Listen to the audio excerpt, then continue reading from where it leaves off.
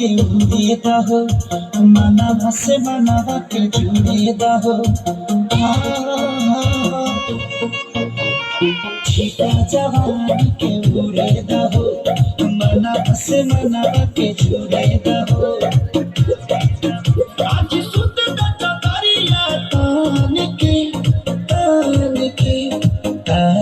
के टूट जाए राजा जी, टूट जाए राजा जी पलंग सागवान के, टूट जाए राजा जी पलंग सागवान के।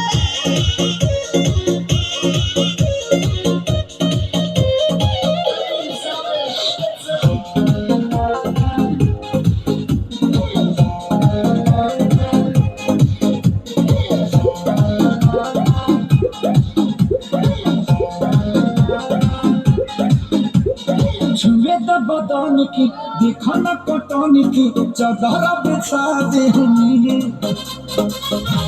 पलंग जी मन बिछा दे हनी, पलंग पर झुलवा झुला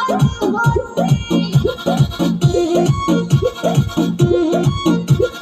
छुए द बदन की देखो न कटन की, चादर बिछा दे हनी। पलंग जी मन बिछा दे हनी, पलंग पर झुलवा झुला दे हनी।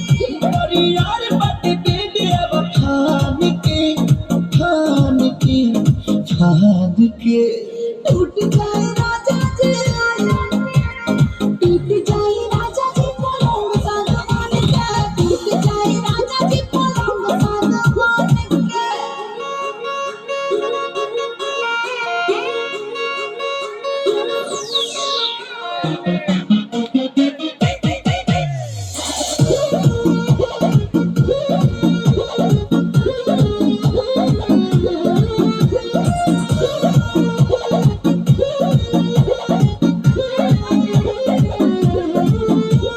बने तो बेसरमी देहिया में गरमी बैठे लागी हो। अमरिया ऐठे लागी हो, रोज बस बैठे लागी